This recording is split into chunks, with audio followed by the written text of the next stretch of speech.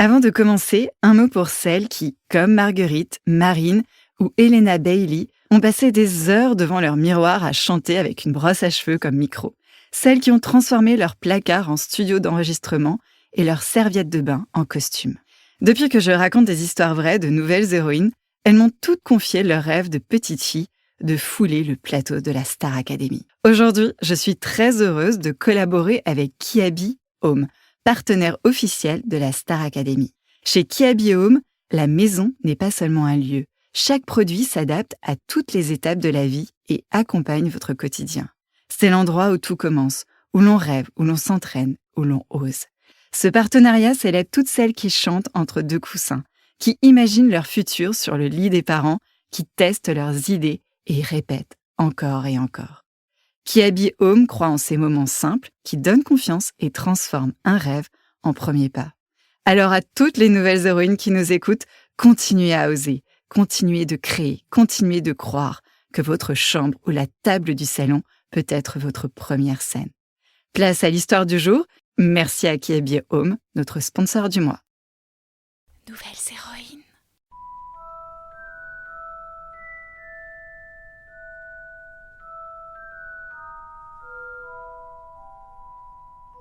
Vous devez être très courageux pour oser dire son nom. Ou très imprudent. Avoir peur d'un nom ne fait qu'accentuer la peur de la chose elle-même. Et vous devez être Miss Granger. Maintenant, si ça vous dérange pas, je vais me coucher avant que l'un de vous ait encore une brillante idée pour nous faire tuer. Ou pire, nous faire expulser. Nouvelles héroïnes. Elle est une nouvelle héroïne qui voit le jour, sans le soleil, sous le ciel gris de Paris, en 1990. Emma Charlotte Duer Watson. Ma chère Watson ? Mais je croyais qu'elle était française.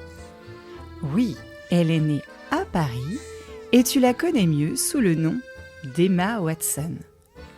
Ses parents sont avocats et bientôt elle est rejointe par un petit frère, Alex.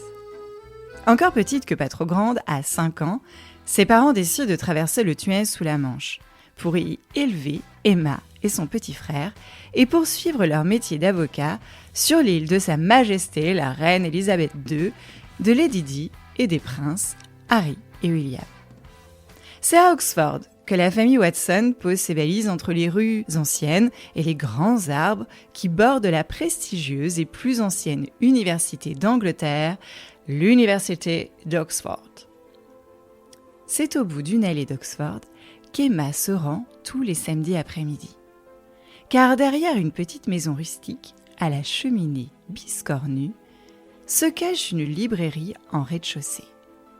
Pour Emma, quoi de plus magique que de déambuler entre les étagères poussiéreuses d'une vieille librairie, de sentir l'odeur des pages jaunies, d'effleurer la couverture d'un livre mystérieux et d'y plonger avec une curiosité insatiable. Emma dévore chaque page des trésors littéraires qu'elle découvre, se laissant emporter tantôt par des récits qui l'enseignent à rêver sans limite, tantôt par des aventures qui l'emmènent aux confins du monde où son esprit est libre d'explorer les vastes territoires de son imagination. La libraire lui réserve en douce son livre préféré. Stop! Et si je te faisais deviner ce livre dans lequel elle aime tant se plonger? Alors, c'est l'histoire d'un petit garçon qui, sans le savoir, porte en lui un destin bien plus grand que tout ce qu'il aurait pu imaginer.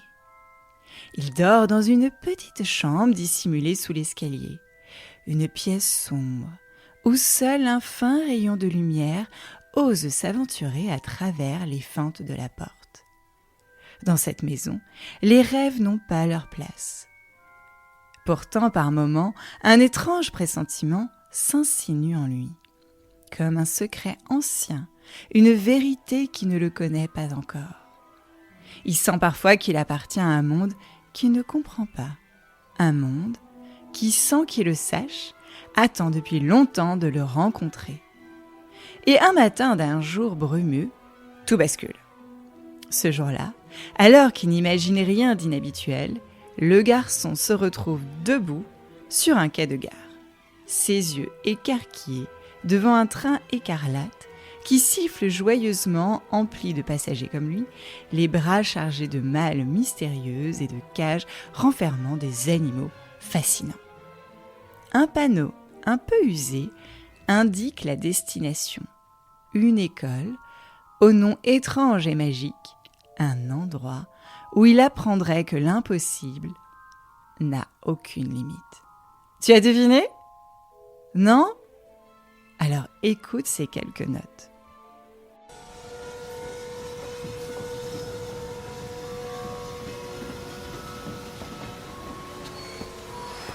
Très bien. Les premières années, par ici s'il vous plaît.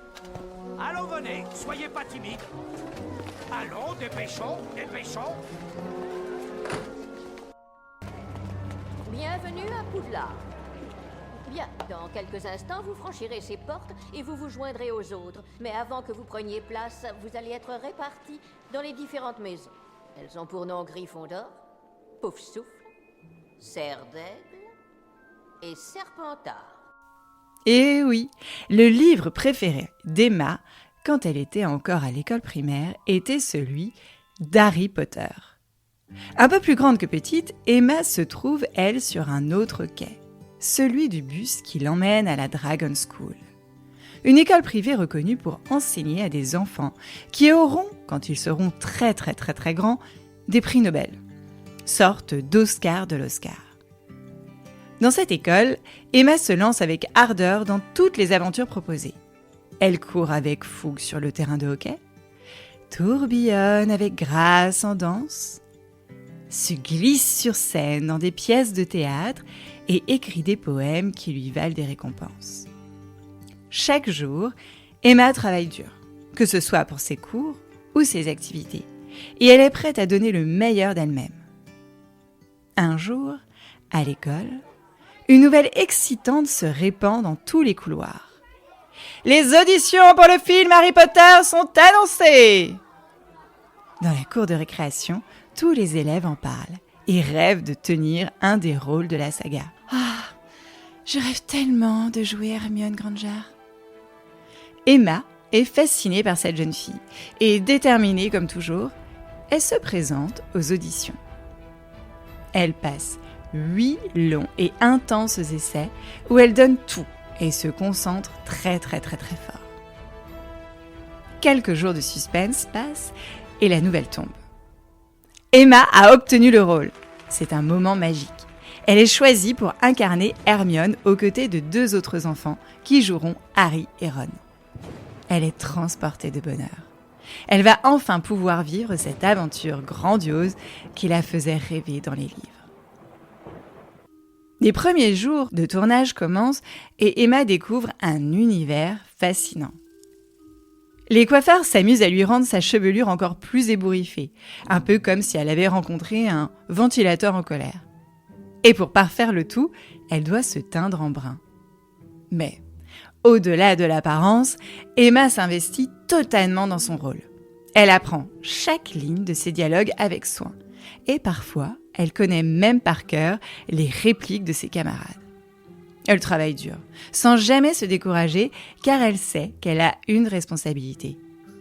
Celle de donner vie à ce personnage qu'elle admire tant. Entre 2 prises, Emma passe du temps avec Daniel et Rupert, ses costards, qui deviennent vite comme 2 grands frères. Ensemble, ils éclatent de rire à la moindre bêtise, se lancent des piques gentils et transforment chaque pause en mini-aventure. Ping-pong, défis farfelus ou juste simple discussion entre potes, tout est prétexte à s'amuser. Mais le tournage n'est pas toujours une partie de plaisir. Emma et les autres enfants passent parfois des heures loin de chez eux, entre les projecteurs et les cours. L'école ne s'arrête pas pour autant. Les leçons ont lieu sur le plateau, souvent 5 heures d'affilée. Pas de répit pour Emma, qui jongle sans relâche entre 2 univers. Un instant, elle agite une baguette magique pour combattre des trolls, et l'instant d'après, elle récite des formules de mathématiques. Je te laisse deviner ce qu'elle préfère. Elle aime profondément jouer la comédie, mais elle adore aussi apprendre et elle est bien décidée à obtenir les meilleures notes possibles. Elle veut réussir dans tout ce qu'elle entreprend pour un jour pouvoir intégrer une grande université. Car Emma sait que la connaissance et l'apprentissage sont des forces aussi puissantes que n'importe quel sortilège. Après avoir combattu le troll des montagnes, Draga Malfoy, Quirinus Quirrell, possédé par Voldemort, le basilic de la Chambre des Secrets, Lucius Malfoy, Peter Pettigrew, Dolores Ombrage, les Mange-Morts, Bellatrix Lestrange, Fenrir Greyback, Severus Rogue et enfin Voldemort lui-même, Emma, enfin plutôt Hermione Granger, a prouvé qu'elle était une véritable héroïne, alliant courage, intelligence et détermination face aux forces du mal. Alors, quand se termine le tournage de Harry Potter, Emma décide de continuer ses études et s'inscrit à l'université de Brown aux États-Unis, où elle étudie la littérature anglaise. Ça va de soi. Son amour pour les livres et son désir de comprendre le monde la poussent à aller toujours plus loin dans l'apprentissage. Emma refuse de se limiter à sa carrière d'actrice et décide d'utiliser sa notoriété pour faire bouger les lignes. À seulement 24 ans, elle devient ambassadrice de bonne volonté pour l'ONU Femmes. Un rôle qui lui offre l'opportunité de défendre une cause qui lui tient profondément à cœur. L'égalité entre les filles et les garçons. Convaincue que chacun, peu importe son genre, mérite les mêmes droits et chances dans la vie. Elle prend la parole avec passion. Elle marque notamment les esprits avec un discours mémorable pour la campagne E4She, appelant les hommes et les garçons à devenir des alliés dans la construction d'un monde plus équitable. Et face aux quelques critiques en ligne, Emma reste inflexible. 1 an plus tard, elle est appelée par la souris aux grandes oreilles pour interpréter Belle dans le classique La Belle et la Bête. Mais Emma ne veut pas que ce soit comme le fameux classique justement.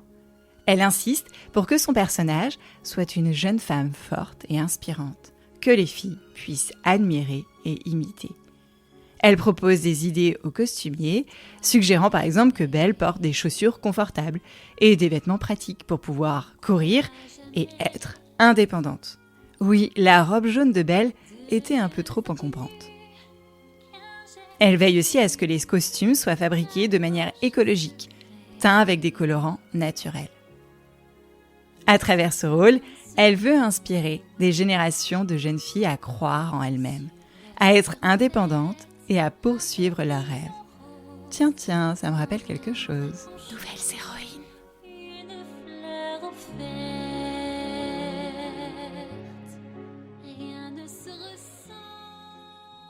Au fil des années, Emma Watson s'impose comme une figure publique admirée et respectée, tout en restant fidèle à ses valeurs et à son authenticité.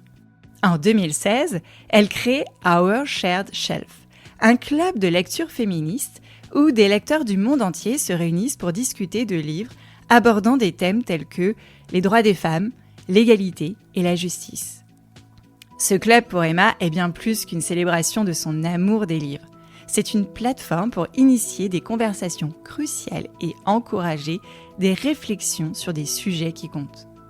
Chaque mois, elle choisit un ouvrage inspirant, attirant un public diversifié, prêt à changer idées et expériences. Allez, entre nous, je te glisse à l'oreille et sur le compte Instagram Nouvelles Héroïnes, quelques-uns des livres qu'Emma conseille de lire. Alors, il y a My Life on the Road de Gloria Steinem, La couleur pourpre d'Alice Walker et Les Argonautes de Maggie Nelson.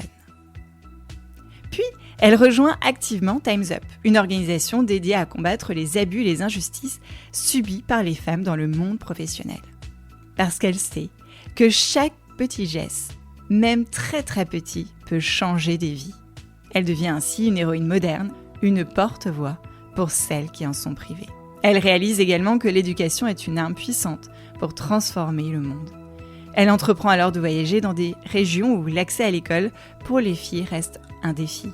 Par exemple, en Zambie, sur le continent africain, elle visite des villages, collabore avec des associations locales et sensibilise les communautés à l'importance de l'éducation des filles. Alors, chère nouvelle héroïne, l'histoire d'Emma Watson t'invite à rêver, oser, aimer, car que chaque pas que tu feras, aussi petit soit-il, laisse une trace dans l'histoire de demain. Et psst, si tu fermes les yeux, je vais te partager quelques citations d'Emma. Les filles ne devraient jamais avoir peur d'être intelligentes. Ou encore, on dit aux jeunes filles d'être des princesses délicates. Hermione m'a appris qu'on pouvait être une battante. Voilà, c'était l'histoire d'Emma Watson, ou plutôt le début de la grande histoire de sa vie. J'espère que ça t'a plu. Nouvelles héroïnes. Si tu as aimé cette histoire, dis-le-moi en laissant un commentaire et 5 étoiles sur Apple Podcast, sur Spotify, ou en demandant à tes parents de m'envoyer un message vocal sur le répondeur ou écrit sur Instagram. Et avant de te laisser retourner à tes occupations ou rêver encore plus grand, Nouvelles héroïnes est aussi disponible en livre, édité par Larousse Jeunesse. Tu peux le retrouver chez ton libraire préféré ou en ligne. Je mets tous les liens dans la description de l'épisode. Ton soutien est tellement précieux pour continuer à raconter ces histoires à encore plus de filles et de garçons toujours plus nombreux. Je compte sur toi pour en parler à ton école, à ton cours de danse, théâtre, football, à ta boulangère et même au contrôleur de bus. À bientôt avec Nouvelles héroïnes. Nouvelles héroïnes. Nouvelles héroïnes. Nouvelles héroïnes. Nouvelles héroïnes.